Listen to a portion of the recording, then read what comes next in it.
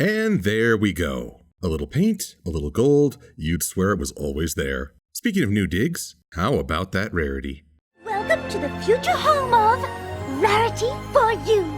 Dang rare. Pace yourself. I mean, you barely got your new Canterlot digs and you're already looking for a slice of the Big Apple? Although I do like that she's expanding her business. Shows that she's not limited to a single event as we previously thought. I had a vision for the destinies of all these characters. Wanted Rarity to get her shop in Canterlot.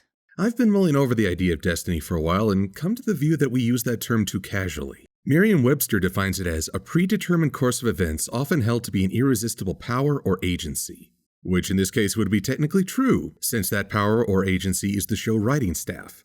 A more casual definition would be the belief that if you work hard, your success is guaranteed, which sadly is not true. If things go haywire for reasons beyond our control, we spin Dr. Destiny into fate. Cruel, cruel fate. I think this episode helps highlight Rarity's real purpose in the fashion world. So let's dig into Canterlot Boutique and not dwell on where I got a massive Automaspy skull.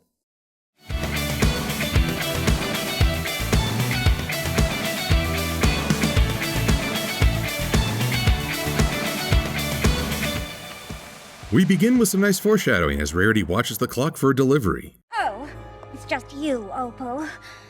Ho ho ho! She just dissed the demon cat. This is serious. So let's make it less serious by having Pinkie go off the rails.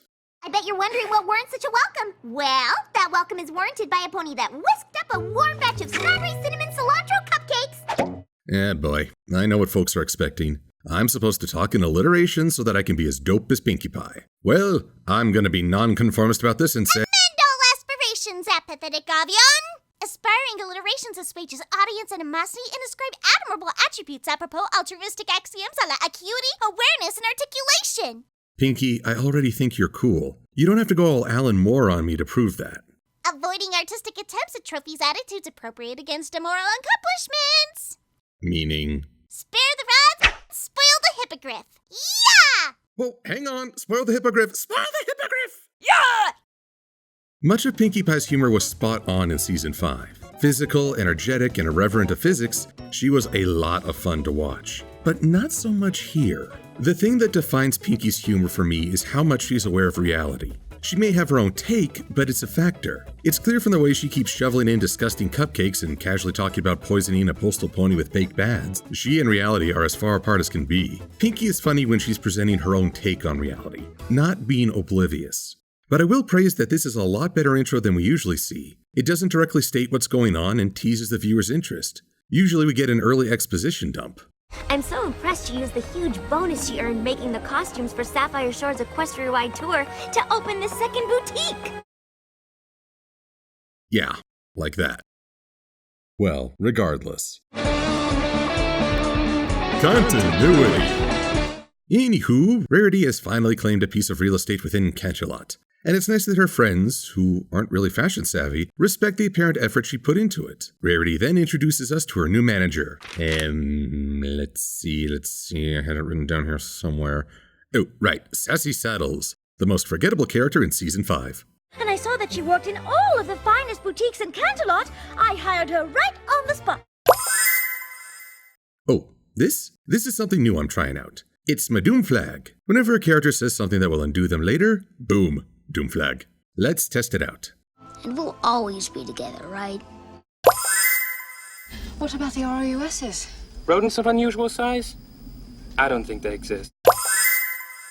The Force will be with you, always.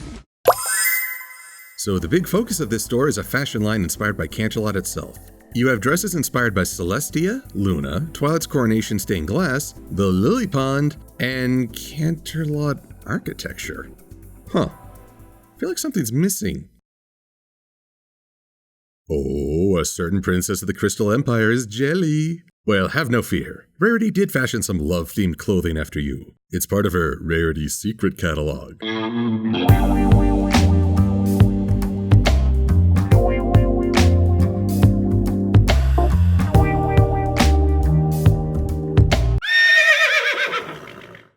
So remember way back at the start of Season 4 where I wondered if Twilight's friends would ever try to take advantage of her status?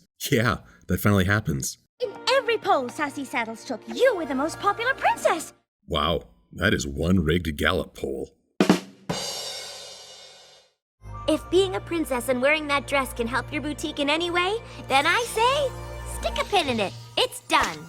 Yeah, it's not like being a princess could help you improve the lives of citizens or raise awareness for the needs of other countries. Nope, we sell dresses. Okay, really talking about two different things here. It's nice of Twilight to help out, and we get to see that she's still uncomfortable under the spotlight. Yet while I've gotten used to Twilight with wings, I can't say this princess change was a positive. This scene drives home that the show continues to present the princesses as celebrities rather than leaders. Any work or building that Twilight undertakes happens off-screen, so that we only see the aftermath. Given that the show pitched that it would redefine the princess archetype, parading her around in a dress for all to see feels too much like old-school Disney. Royally rated! Oh, right. This guy. Fashion Plate is not a big character in this tale, but he gained some attention from one expression. Drink it in, folks. This is how most bronies feel on the inside when they hear news about a new season. And Fashion Plate has a negative bone in his body. Oh, the whimsy! Genius! Simply genius! Fantastic! Okay, dude, you're at a 10. I need you to dial it down to a 6. And while Twilight's friends are wary of Sassy's usurping Rarity celebration, more on that in a bit, their role in this show is now over, which means it's time for you ladies to set sail on a voyage into irrelevance. Bye girls, so long! Rainbow, I'll see you next episode, and Applejack the episode after that. Twilight, Fluttershy, you two won't be relevant again for another 5 episodes. Stay strong. That airship is awesome! And from here on out, this episode is pretty easy to skim through. Rarity's business becomes a success, but only for one design. Redoing it over and over saps her creativity and turns her dream into tedium. But let me shift y'all's attention towards Tricky Fox, another reviewer who had this observation. You see, Rarity is less of a fashion designer than a tailor. What's the difference? I would define a fashion designer as a person who designs clothes for the masses, while a tailor is a person who makes clothes for an individual. Yeah, I'd roll with that. Much of Rarity's career that we've witnessed involves her creating individual, custom dresses that speak to the wearer's identity. A mass production is the complete opposite of what she'd want to create. Her song, The Rules of Rarity, drives home this point as she loses enthusiasm for her dream. I can't put it on the level with Art of the Dress, the song that helped make me a Rarity fan, but the message is clear. Which brings us finally to Sassy Saddles herself. She's an odd element in this show. Bossy and seemingly close-minded, she's forcing Rarity down a road that will kill the business. Yet she's not inherently hostile and doesn't seem to delight in causing harm. So there isn't a love-to-hate relationship as there was with antagonists like Suri Polomare. Sassy's being difficult, yet that difficulty is one of the more interesting aspects. We often mention the artistic drive, the need to create that isn't always easy to put into words, but manifests in different expressions. What do you suppose drives folks who pour an entire weekend into creating a financial report, or balancing someone else's budget? What about folks who conduct market research into the wee hours? I'd like to view this as another kind of passion. Maybe it's motivated by financial drive, or altruism, or competitiveness. Point is, passion can be expressed in many forms, even if it's not always appreciated. Remember at the beginning when Applejack said, I know hard work when I see it. That wasn't just Rarity's hard work she witnessed. Sassy arranged the opening, contacted the press, planned out events, and did everything in her power to gain a customer base. My biggest criticism is that she's only pushing one design. I'm out of my scope on this, but I was under the impression that you didn't want to show up to a gathering wearing the same clothing as someone else.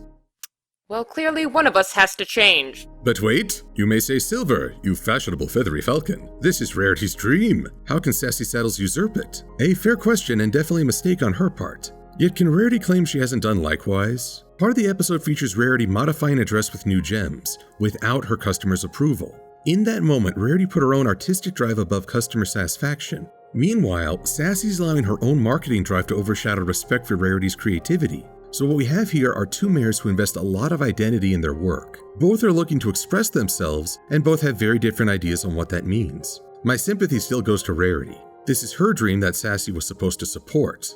But I want to emphasize that this other mayor is trying to get Rarity to see how this business can be conducted to maximize profit. The remainder of the episode is surprisingly low-key. Rarity's frustration grows, but without her usual emotional explosion. Rarity is so beaten down that the dramatic pony we've seen just evaporates. And I think the episode suffers for that. It needed a big oh my gosh moment.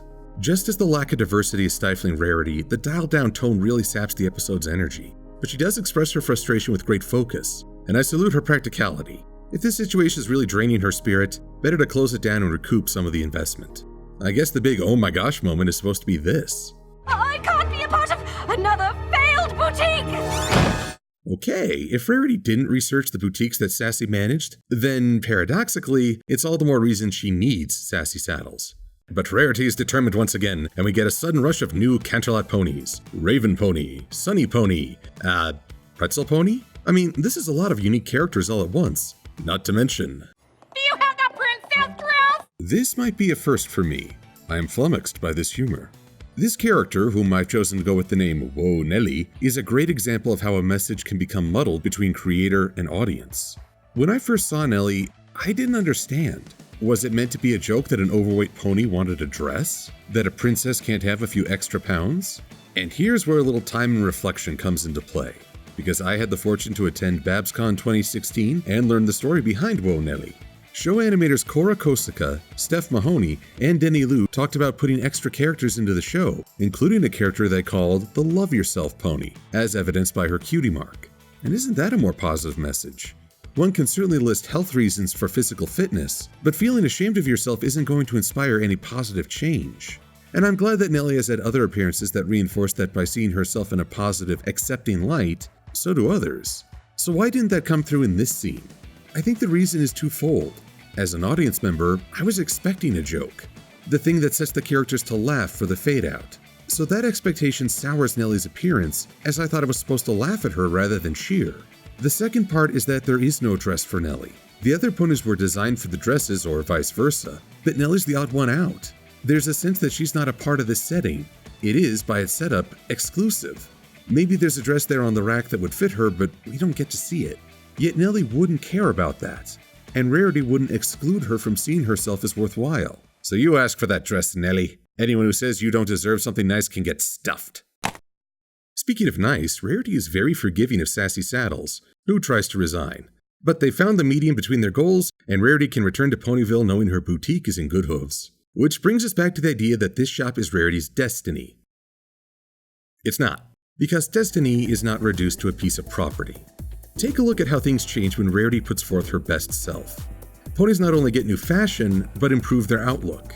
Rarity's destiny isn't to own a shop in any one location. It's to change the outlook of pretty much the entire fashion world and the pony bourgeoisie. Many times she's gone up against attitudes of entitlement, greed, and even cold business. Though she stumbled, she's always emerged more certain of her own beliefs and showing others that there's a better way. Preach on! That's a change more important than any storefront. Spectacular! And I, for one, look forward to seeing how Rarity will continue to have an impact on the rest of the world. Stupendous! Fantastic! Marvelous! Awesome! Trippy! Ergonomic! Onomatopoeia! Sing it! Dance it! Get it! Okay, dude, you're scaring me. You need to dial it back down to...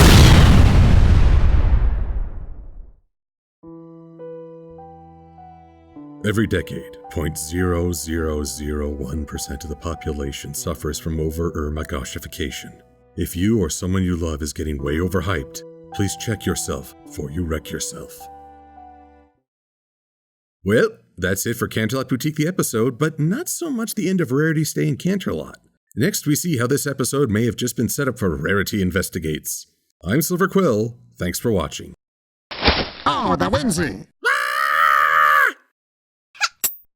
Harry, thrust! Have it ye! Yeah! Ye shall walk the plank! Wait, what? Hoo! Finish him.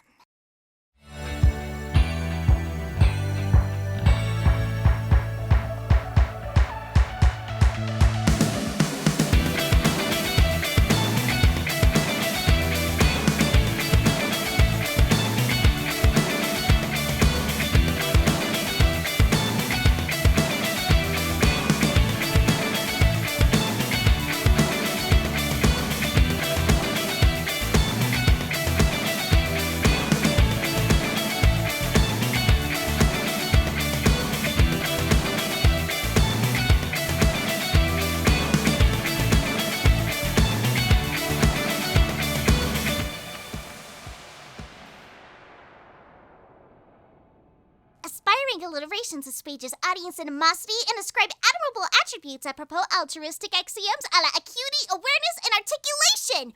Yes!